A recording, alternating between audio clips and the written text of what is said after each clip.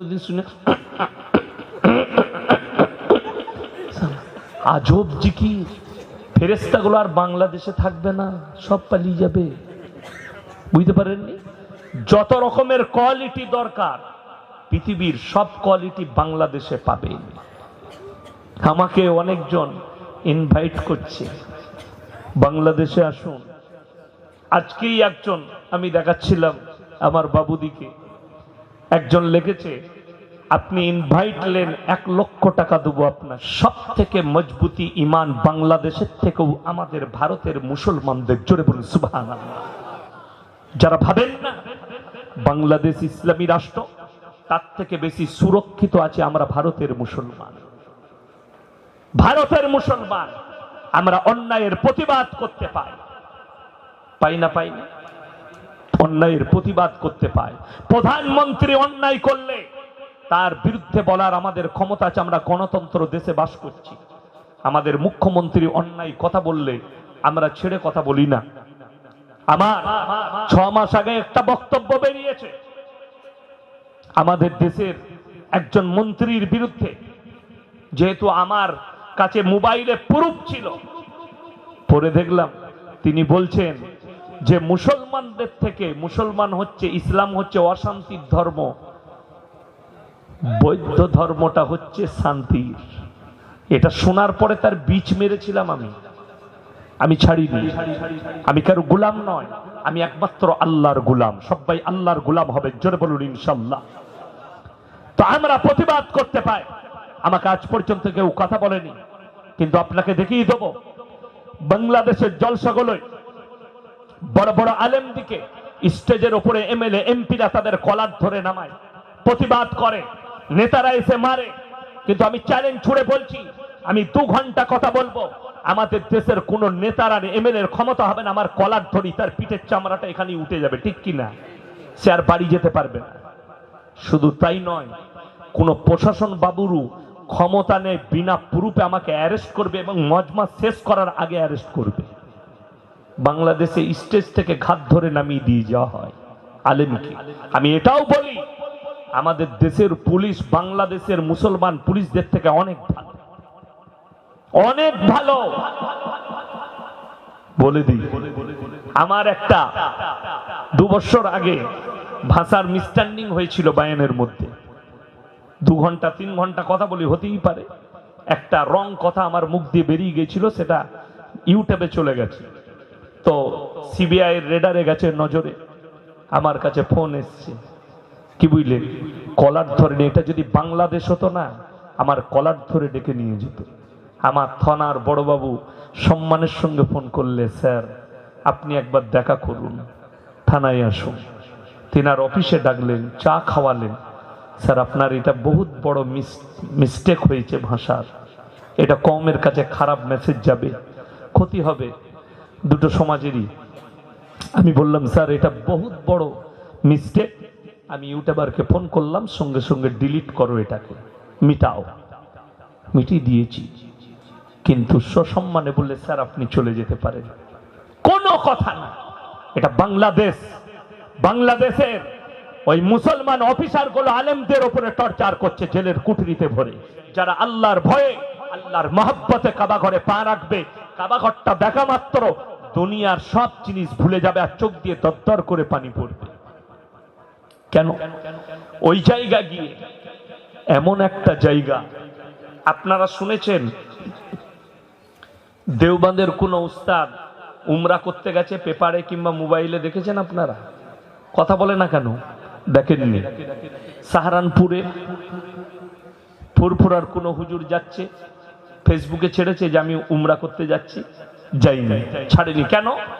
উলামারা তারা যায় না উমরা করতে? সবাই যায়, কিন্তু তারা কিন্তু সেলফি হাজি নয়। উলামারা, হুজুররা কিন্তু সেলফি হাজি নয়, ওই জন্য ফটো ছাড়ে না। আমাদের দেশে 2 টাকা হয়েছে, 2 পয়সা করে হজ করতে যাচ্ছে, খালি এয়ারপোর্টে সালামু আলাইকুম, হজ করতে চললাম, দোয়া করবেন। ভাই তোর হজই হবে না, তুই তো সেলফি হাজি। হজ কাকে বলো শোনো, কেউ জানতে পারবে না। তুমি কাবা ঘরে নামা মাত্র, যখন নামাজ, কাবা ঘর হচ্ছে ইবাদতের জায়গা, এক রাকাত নামাজ যদি কাবা ঘরে কেউ পড়ে 1,00,000 রাকাত নামাজ নেকি তার নামায় আমলে দেওয়া হয়। জোরে বলুন সুবহানাল্লাহ। আদমকে সিজদা করো, কিন্তু জানেন সমস্ত ফেরেশতা সিজদা করেছে, ইল্লা ইবলিস। ইবলিস সিজদা করেনি। সে বলল কখনো নয়। এত অহংকার। আমাদের দেশে মুসলমানদের, আল্লাহ নবীর হাদিস, 73টা দল হবে ইসলামের মুসলমানদের। কটা বললাম? 73টা, 73। এটা নবীজির ভবিষ্যৎবাণী যে মুসলমান 73টা দলে কিয়ামতের আগে পর্যন্ত বিভক্ত হবে। পৃথিবীতে এমন একটা দল আছে যেটা হচ্ছে শিয়া সম্প্রদায়। কি বললাম? শিয়া। সব থেকে বেশি আছে ভারতের মধ্যে লখনৌ। কোথায় বললাম? লখনৌ সব থেকে বেশি আছে। আমি যখন ইরফানিয়া কলেজে ছিলাম তখন দেখেছি প্রচুর। একটা মহল্লা আছে ওদের, কাশ্মীরি মহল্লা। তো আমি একটা মসজিদের নিচে আমার রুম ছিল, শিয়াদের বিরাট বড় মসজিদ। তো আমি ওই মসজিদের 2 ওয়াক্তের ইমাম ছিলাম। দরগায়ে হায়দার বাক্স নামাজ পড়তাম, ফজর আর এশা। ফজরের নামাজের পরে আমিও চা খেতে যেতাম, তাদের ইমামও চা খেতে যেত। তো রাস্তায় চায়ের দোকানে মোলাকাত হতো। শিয়ারা জমিনের উপরে সিজদা করে না, একটা করে কাঠ রেখেছে। কাঠ, কি বললাম? কাঠ, গোল কাঠ রাখে, সেটার উপরে শিয়ারা সিজদা করে। যদি কলকাতায় কোথাও থাকে দেখবেন গিয়ে, তাদের মসজিদে কাঠ রাখা আছে, কাঠের উপরে সিজদা করে, তারা জমিনে করে। আমি জিজ্ঞেস করলাম যে আচ্ছা আপনাদের মসজিদে কাঠ রাখা আছে, মানুষরা জমিনে सिजदा करे ना কেন? बोले अरे हजरत आपको मालूम नहीं है, पूरे दुनिया में और आसमान में ऐसे कोई जगह नहीं जहां शैतान ने सिजदा किया नहीं, इसीलिए हम लोग जमीन में सिजदा करते नहीं, लकड़ी पे करते हैं। तो अमी तक बोला अच्छा आपका मालूम है आप लोग जब मर जाते हैं आपको दफन कहाँ किया जाता है? बोले कब्र में। हम लोग फिर कब्र में कैसे दफन कर किया जाता है? वहां तो शैतान ने सिजदा किया, तुमको तो साला और पीटेगा। तो से चुप करे गए। हमने तुम्हारा जो सबसे बड़ा मौलवी है उससे जरा पूछ के आना कि एक मौलाना ने सवाल किया कि अगर जमीन में हम सिजदा नहीं कर सकते क्योंकि शैतान ने सिजदा किया, तो फिर जमीन में दफन कैसे कर सकते हैं जहां शैतान ने सिजदा किया? तो তাকে মাসে একবার করে জিজ্ঞেস করতাম, ভাই পেলে উত্তর? বাদ মে আমি যে 2 বছর ওখানে কিরাত পড়েছি, 2 বছরই বাদ মে শুনেছি, এখনো পর্যন্ত উত্তর পাইনি। যদি সুদূর উত্তর কারুর কাছে থাকে আমার কাছে পৌঁছাবেন, কিয়ামতের সকাল পর্যন্ত সময় রইল। আর আমি বলে যাচ্ছি জমিনে এই জন্য সিজদা করবেন, জমিন শয়তানের নয়, জমিন আসমান আমার আল্লাহ রাব্বুল আলামিন। শুধু তাই নয়, একটা কথা মাথায় রাখবেন, যারা সিজদা করে না, যারা নামাজ পড়ে না, বেঈমান কাফের, তাদেরকে বলছি শোনো, আল্লাহর কসম, পৃথিবীতে যতগুলো মানুষ আছে, যতগুলো প্রাণী আছে, যতগুলো গাছপালা আছে, তোমরা সিজদা করো আর না করো, আল্লাহ কোরআনে বললেন তোদের ছায়াগুলো আমাকে সিজদা করে। জোরে একবার বলুন নারায়ে তাকবীর। আমার ভাই বেঈমান কাফেরের ছায়াটা পর্যন্ত আমার আল্লাহকে সিজদা করে, তোরা না করলেও তো ছায়া আমার আল্লাহর কাছে 24 ঘন্টা সিজদাই রত আছে। ছায়া দাঁড়িয়ে থাকে না শুয়ে থাকে? কথা বলুন। ছায়া শুয়ে থাকে, তুই ছায়াকে দাঁড় করাতে পারবি না। তোর ছায়া আল্লাহকে সিজদা করছে, গাছের ছায়া আল্লাহকে সিজদা করছে। কেউ এমন কোন মানুষ নাই জেনে অজেনে যে আল্লাহকে বিশ্বাস করে না, তার ছায়াও আমার আল্লাহর কাছে সিজদাই রত আছে। আল্লাহ তোমাকে যেদিনে হিদায়েত দিবে তুমিও সেদিনে হিদায়েত পেয়ে তুমিও সিজদা করবে। ওই জন্য জমিন আল্লাহ, শয়তান সিজদা করেনি। আল্লাহ বললে কি ব্যাপার, তোমাকে কোন জিনিসে বাধা দিল? আল্লাহ তুমি আমাকে আগুনের সৃষ্টি করেছো, আর আদম হচ্ছে মাটির সৃষ্টি। মাটি যদি অপর দিকে চূড়া হয় নিচের দিকে চলে আসবে, অপর দিকে যাবার ক্ষমতা রাখে না।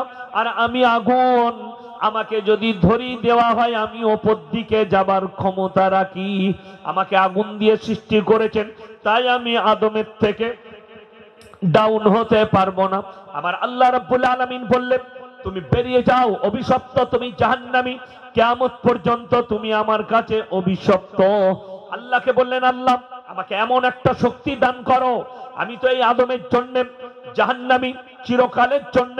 তাইলে আমাকে এমন একটা শক্তি দাও আমি যেন আদম সন্তানের রক্তে শিরায় শিরায় ঢুকে যেন ধোঁকা দিতে পারি। আল্লাহ বললে দিলাম, কিন্তু শোনো আমার বান্দারা পাহাড়ের মতো পাপ করবে। খুব ভালো করে শুনবেন, সমুদ্রের ফেনার মতো পাপ করবে। কিন্তু শুনে নাও, আমার আল্লাহ রাব্বুল আলামিন কোরআনে বললেন, হে আমার নবী, সূরা ফুরকান শেষ রুকু, ইল্লা মান তাবা ওয়া আমানা ওয়া আমিলা আমালান সলিহা ফাউলাইকা ইউবাদদিলুল্লাহু সাইয়্যাতিহিম হাসানাত ওয়া কানাল্লাহু গফুরার রহিমা। যারা ইস্তেগফারের মতো ইস্তেগফার করবে, যারা তওবা করার মতো তওবা করবে, যারা আমাকে বিশ্বাসের মতো বিশ্বাস করবে, তাদের পাহাড়ের মতো গুনাহগুলো আমি আল্লাহ রাব্বুল আলামিন নেকি দ্বারা বদলে দেব। জোরে বলুন সুবহানাল্লাহ। শয়তান তুমি কিছুই করতে পারবে না, আমার বান্দাকে ভটকিয়ে পাহাড়ের মতো পাপ করাবে তুমি। কিন্তু যেদিনে এসে বলবে আল্লাহ আমার জীবনের আমি পরিস্থিতি চাই, আমি ক্ষমা চাইছি, সেদিনে আমি আমার বান্দার পাহাড়ের মতো পাপগুলো সব ক্ষমা করে আমি অতটাই নেকি দান করে দেবো। জোরে একবার বলুন সুবহানাল্লাহ। শুধু তাই নয়, শয়তান যখনই বলেছে আল্লাহ আমি যেন মানুষের রূপ ধারণ করতে পারি, আল্লাহ বলে দিলাম, কিন্তু একটা জিনিস তোর কাছ থেকে কেড়ে নেওয়া হলো। আল্লাহ কি? পৃথিবীর সব বাড়ির রূপ ধারণ করতে পারবি, আমার হাবিবের রূপ ধারণ করার ক্ষমতা তোমার কাছ থেকে কেড়ে নেওয়া হলো। জোরে বলুন সুবহানাল্লাহ। ওই জন্যে যার স্বপ্নে আল্লাহ নবী সাল্লাল্লাহু আলাইহি সাল্লাম আসবে, এটা কখনো মিথ্যা নয়। জোরে একবার বলুন সুবহানাল্লাহ। কেন? আল্লাহ নবী সাল্লাল্লাহু আলাইহি সাল্লামের রূপ ধারণ করার ক্ষমতা আল্লাহ শয়তানের কাছ থেকে কেড়ে নিলেন। শয়তান এরপরে বলল আল্লাহ মুঝে হাতিয়ার দে, আল্লাহ আমাকে হাতিয়ার দাও, অস্ত্র দাও। কি করবি? আমাকে তো অস্ত্র ব্যবহার করতে হবে। একটা নামাজিকে আমি কিভাবে ভটকাবো, একটা মুসলমানকে কি করে ভটকাবো, আমাকে তো রাস্তা দাও। আল্লাহ বললেন ঠিক আছে, কি লিবি বল। বললে আমার প্রথম অস্ত্র হচ্ছে বদকার নারী। প্রথম অস্ত্র কি বললাম বাবা? বদকার নারী, নোংরা নারী, বদ্দিন নারী। বদকার নারী হচ্ছে আমার অস্ত্র এক নম্বর। হাম্মাম, সেটা তবদিল হয়ে এখন হয়ে গেছে 5 স্টার হোটেল, যেখানে অবাধে নারী পুরুষ মিলামিশা করে, যেখানে মদের ফোয়ারা চলে। বলে ওটাও আমাকে দে। আল্লাহ বলে লে লে, আর কি চাস? বলে জুয়োটা আমার হাতিয়ার, গাঁজা আমার হাতিয়ার, মদ আমার হাতিয়ার, আর কি চাস? লটারি আমার হাতিয়ার। আল্লাহ সব দিলেন, সব নিলেন, কিন্তু যারা আমার নেক হবে তাদের ধারে কাছে তুমি ঘেঁষতে পারবে না। আমি আবার যুবকটিকে বলে যাব, নোংরা নারীর কাছ থেকে নিজেদের নজরকে সরিয়ে রাখো। আজকে জানেন কষ্ট লাগে, দুঃখ লাগে, উলামারা আছে, উলামারাও জানে আজকে আমাদের সমাজে এক শ্রেণীর যুবক আর যুবতী, তারা তাদের যৌবনটাই মোবাইলে অর্ধেক শেষ করে দেয়। অর্ধেক মোবাইলে তাদের যৌবন শেষ হয়ে যাচ্ছে। আমাদের মতো মৌলবীরা বললে তাদের গায়ে লাগে। আমি বাস্তব কথা বলে যাচ্ছি। আর জানেন ইসলামের সব থেকে বেশি ক্ষতি কাদের দ্বারা করা হচ্ছে? একটা মূর্খর দ্বারা নয়, একটা মূর্খর দ্বারা নয়, বেঈমান আর কাফেরদের দ্বারা এবং শিক্ষিতদের দ্বারা এই সমাজকে কলঙ্কিত করা হচ্ছে। বেঈমান, কাফের এবং শিক্ষিতদের দ্বারা আপনি অনুভবই করতে পারবেন না যে ইসলামের কিভাবে সুট পয়েজনে কোরআন বিরোধী এজেন্ডা চলছে, ইসলাম বিরোধী এজেন্ডা, নবী বিরোধী এজেন্ডা চালাচ্ছে, যেগুলোকে মুসলমানরা বৈধ বলে গ্রহণ করে নিচ্ছে। আজকে কত তারিখ জানো? ডিসেম্বরের 22 তারিখ। কালকে 23, পরশু 24, তারপরের দিনই 25শে ডিসেম্বর। দেখিয়ে দেবো তোমাকে, হাজারো মুসলমান 25শে ডিসেম্বর খুশি করে কেক কিনে নিয়ে এসে সন্তানকে খাওয়াচ্ছে, নিজেরা খাচ্ছে। ঠিক কিনা? আপনারা বলতে পারবেন ঈদের সময় খুশি করে, ঈদের আগের দিনে হিন্দু ভাইরা, খ্রিস্টানরা, ইহুদিরা, খ্রিস্টানরা লাইন লাগিয়ে সেমুইয়ার লাচ্চা কিনে কালকে ঈদ পালন করব? কথা বলেন না? করেন না, কিন্তু আপনি করেন। কিন্তু মুসলমান করে। ডিসেম্বর শেষ হবে, 1 জানুয়ারি হাজারো মুসলমান যুবক তারা পিকনিক করতে যায় না? কথা বলুন, আপনাদের দেশে যুবকরা করে না? পিকনিক করে, পহেলা জানুয়ারি ফিস্ট করে। কোথা থেকে পেলে? একবার তুমি তোমার ইমামকে জিজ্ঞেস করলে না যে ইসলামে পিকনিক আছে কিনা? পহেলা জানুয়ারি আমার কিনা? 25শে ডিসেম্বর আমার কিনা? আপনি কালকে কত তারিখ বললাম? আজকে 22, কালকে 23। কালকে কেক কিনে খান, অসুবিধা নাই। পরশু কিনে খান, 24 তারিখে, অসুবিধা নাই। 26 তারিখে খান, অসুবিধা নেই। 25শে ডিসেম্বর একজনাও কেক কিনবো না। জোরে বলুন ইনশাআল্লাহ। কেন? কোরআনে আছে গায়রিল মাগযুবি আলাইহিম ওয়ালাদ-দাল্লিন। মাগযুব মানে ইহুদি আর দাল্লিন মানে নাসারা। এই দুটো দলই পদভ্রষ্ট এবং এদের অনুসরণকারীরাও পদভ্রষ্ট হবে। আজকে আপনি ভাবতে পারেন মুসলমান আমাদের দেশের জানি না, কিন্তু আমাদের দেশেও আছে। পার্শ্ববর্তী দেশ বাংলাদেশ, বিশ্বকাপ জিতেছে আর্জেন্টিনা, ইহুদিদের দেশ। জানেন আপনারা আমাদের কলকাতায় 24 পরগনায় কত মেসির সাপোর্টার আছে? মেসিকে কার ভালো লাগে? হাত তুলেন তো। কেউ হাত তুলবে না। ও তো আমি জানি ও গুড়ে বালি, তাই না? একজনও হাত তুলবে না, কিন্তু জানে আমি মেসিকে ভালোবাসি। যারা ভালোবাসো তারা শুনে নাও, মেসির শরীরে একটা টাট্টু করা আছে, দেখেছেন? কথা বলে, টাট্টু নাই? ওই টাট্টুটা ভালো করে নজর করবে, জুম করে। ওটা হচ্ছে দাজ্জালের নিশানা। এক চোখ অন্ধ টাট্টু। ওরা দাজ্জালের প্রচার শুরু করেছে। শুধু তাই নয়, নেইমারের শরীরেও ওই টাট্টুই করা আছে। এটা ইহুদিদের একটা প্রচার এজেন্ডা শুরু হয়েছে। দাজ্জালের প্রচার শুরু করে দাও টাট্টু একে। তাকে আপনি আপনার আইকন ভাবছেন। চোখের পানি পড়ে, আমাদের অন্তর কাঁদে যে আমাদের মতো মৌলবীদের পেছনে দাঁড়িয়ে নামাজ পড়ে, অথচ আমাদের বিরোধিতা করে। হারামখোর! আল্লাহর কসম করে বলছি, কিয়ামতের দিনে ওই নেমক হারামের পাশে দাঁড়িয়ে তোমার কিয়ামত হবে। অত সোজা নয়। তুমি নেইমারকে ভালোবাসবে আর আমার মতো হুজুরের কাছে দোয়া নিবে, ঝাঁটা আর জুতো খাবে, আল্লাহর কসম করে বলছি। অত সোজা নয়। এই বাংলাদেশের কত হারামখোর আছে, বলছে জায়গা বিক্রি করে 10 লাখ টাকায় একটা আর্জেন্টিনার ঝান্ডা কিনেছে। 400 কিলোমিটার ঝান্ডা 10 লাখ টাকায় কিনেছে জায়গা বিক্রি করে। আর আমি চ্যালেঞ্জ ছুড়ে বলছি, এ 100% বেঈমান কাফের এবং এর জন্য জাহান্নাম আল্লাহ রেডি করে দিয়েছে। আজ থেকে 1400 বছর আগে আল্লাহর হাবিব সাল্লাল্লাহু আলাইহি সাল্লাম যে রূপ ছিল, সেই রূপ ধারণ করলো এই উলামারা।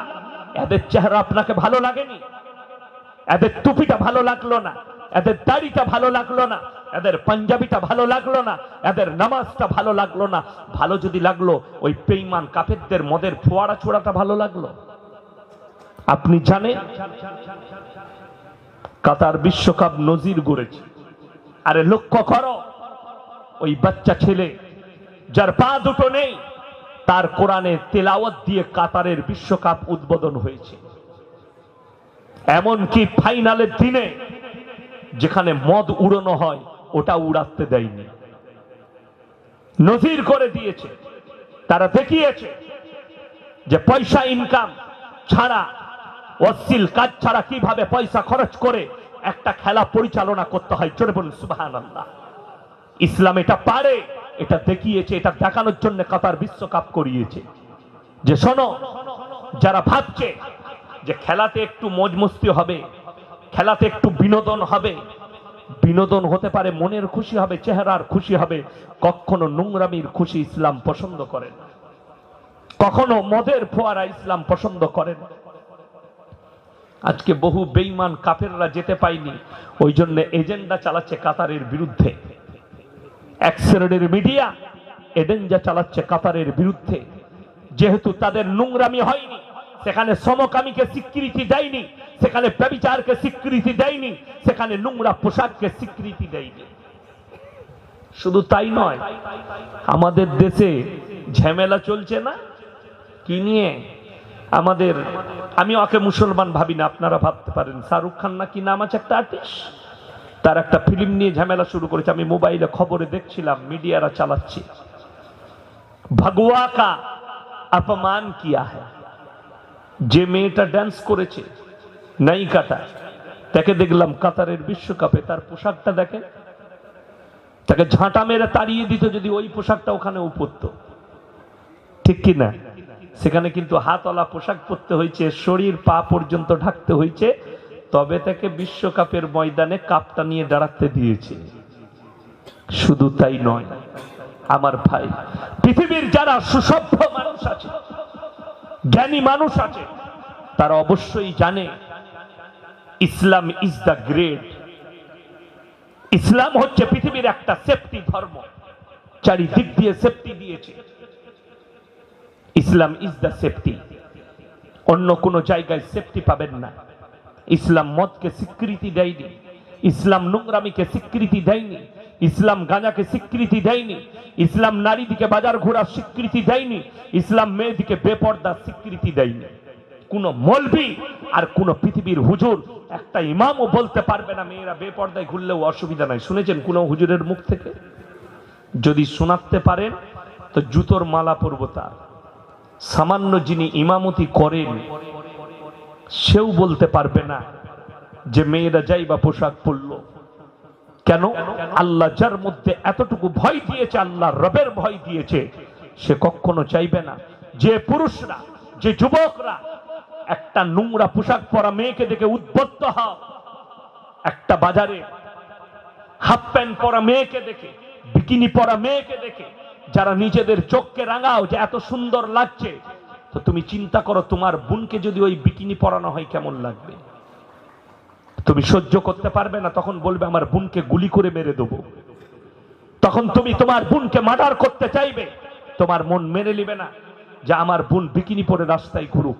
তো তোমাকে মনেতে এটা আনতে হবে, ইসলাম যে মেয়েটাই হোক, ইসলাম তাকে সম্মান দিয়েছে। আমি মুতালবা করি আর আমি এটাই রাখি যে আমাদের দেশে আমার কাছে আমার মায়ের ইজ্জত যতটা, আমার একটা হিন্দু মায়েরও ইজ্জত ততটা, আমার কাছে আমার বোনের ইজ্জত ততটা, আমার দেশের হিন্দু দলিত আদিবাসী মা বোনেরও ইজ্জত আমার কাছে ততটা। আমার ইজ্জতে শুনে নেন আমার নবী, বিশ্ব নবী, সকলে বলুন সাল্লাল্লাহু আলাইহি ওয়াসাল্লাম, নিজের মাথার পাগড়িটা খুলে হাতেমটা এর বিটির মাথায় চাপিয়েছে। নবী সাহাবীরা বলেছেন ইয়া রাসূলুল্লাহ, এটা মুশরিকের বিটি। আল্লাহ নবী আওয়াজ দিয়েছেন, হে আমার সাহাবীরা শোনো, আমি মেয়েদের মাথা ঢাকতে এসেছি, খুলতে আসিনি। জোরে বলুন সুবহানাল্লাহ। আমি কার মেয়ে জানি না, আমি মেয়েদের মাথা ঢাকতে এসেছি, আমি মেয়েদের মাথা খুলতে আসিনি, ইজ্জত খুলতে আসিনি, আমি ঢাকতে এসেছি।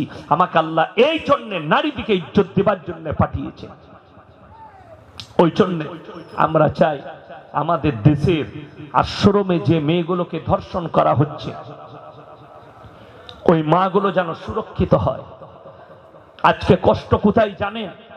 বুকটা ফেটে যায় যখন খবর দেখি আর পড়ি, গাড়িতে যেতে যেতে জলসা শেষ করার পরে গাড়িতে ঘুম আসে না। আপনারা মনে করেন এই মৌলবীরা জলসা করছে, এই মৌলবীরা মাদ্রাসায় পড়াচ্ছে, আর আপনাদের দান খয়রাতের টাকায় খাওয়া দাওয়া করে আমরা খালি নাক ফুলিয়ে ঘুমোই, চোখের পানি পড়ে, আপনাদের জন্য ঘুম আসে না। হায় হায় আমার কওমের কি হবে যখন দেখি সুপ্রিম কোর্টে হিজাব নিয়ে যুদ্ধ চলছে, সুপ্রিম কোর্টে কেস লড়তে হচ্ছে, অথচ সেই ভারতবর্ষে এই কলকাতার এয়ারপোর্ট আপনার চোখের সামনে, নেতাজি সুভাষচন্দ্র বসু ইন্টারন্যাশনাল এয়ারপোর্ট। আমি প্রায় হায়দ্রাবাদ কিছুদিন আগে গিয়েছিলাম প্রোগ্রামে, এয়ারপোর্টে চেপে গেছি। বোম্বাইয়ের এয়ারপোর্ট, হায়দ্রাবাদের ইন্টারন্যাশনাল এয়ারপোর্ট, দিল্লির এয়ারপোর্টে যদি যান, আমাদের দেশের এক শ্রেণীর নায়িকারা তারা উলঙ্গ পোশাক পরে প্রবেশ করে, তাদেরকে সুপ্রিম কোর্টে কেস লড়তে হয় না। তার মানে আমাদের দেশে কোন মেয়ে যদি ন্যাংটো ঘুরে বেড়ায় তাকে কেস লড়তে হবে না, অথচ কোন মেয়ে যদি নিজের শরীরকে ইজ্জতকে ঢাকে তাকে সুপ্রিম কোর্টে কেস লড়তে হবে। ওই জন্যই তো সেলুকাস বলেছিল কি বিচিত্র এ দেশ। পালিয়ে যায়নি সেলুকাস, এই হারামখোর দিকে দেখেই পালিয়েছিল। যে কি বিচিত্র এ দেশ, যে দেশের মানুষের ব্রেনের ঠিক নাই, কখন কি বলে জানে না, কখন কি করে জানে না। তা না হলে কখনো আমাদের সুসম্পর্ক, আজকে দেখলেন কিয়ামতের আলামত গুলো বলে দিই, বাংলাদেশে খোঁজ পাবেন, বাংলাদেশে পাবেন আপনি। জিকিরের ডিজাইন বেরিয়েছে, বেরিয়েছে না বের হয়নি? কথা বলুন। জিকিরের ডিজাইন বেরিয়েছে, নামাজের ডিজাইন বেরিয়েছে, সবকিছুর ডিজাইন বেরিয়েছে। আমি খালি চিন্তা করি, আল্লাহ আমাদের দেশের হুজুররা তো কোনোদিন, আমরা, আমার বাপ এত বুজুর্গ মানুষ, আমার বড় ভাইজান জানে, আমার আব্বা জান, যে সে লোকের খলিফা নয়, বড় মুফতি সাহেব মাহমুদুল হাসান সাহেব রহমতুল্লাহ আলাই, তিনার যোগ্য খলিফা হযরত মাওলানা মুফতি ইউসুফ সাহেব তাউলি দারুল দেওবন্দের সিনিয়র হাদিসের উস্তাদ, তিনার খলিফা। আমি আমার বাপকে কোনোদিন ওইরকম জিকির করতে দেখিনি, কিন্তু বাংলাদেশে আমি মোবাইলে দেখতে পাই স্টেজে এরকম, যেমন এনারা বসে আছে, আমি জিকির করছি আর তার সঙ্গে সঙ্গে কি বুঝলেন, ওরাও দুলাচ্ছে। আমি শালা ই কি জিকির বে, জীবনে তো এই জিকির শুনি নাই। আমি জিজ্ঞেস করছিলাম, আমার মাদ্রাসায় একজন আছেন খুব মানে আমাদের উস্তাদের মতো, তো তিনি জিকির ফিকির করেন রাতের বেলায়, কখনো কখনো যখন আমি ঢুকি তখন দেখি যে রাত্রে উঠে উনি জিকির করছেন মসজিদে। সুবহানাল্লাহ সুবহানাল্লাহ সুবহানাল্লাহ সুবহানাল্লাহ আলহামদুলিল্লাহ লা ইলাহা ইল্লাল্লাহ লা ইলাহা ইল্লাল্লাহ। কিন্তু এইটা তো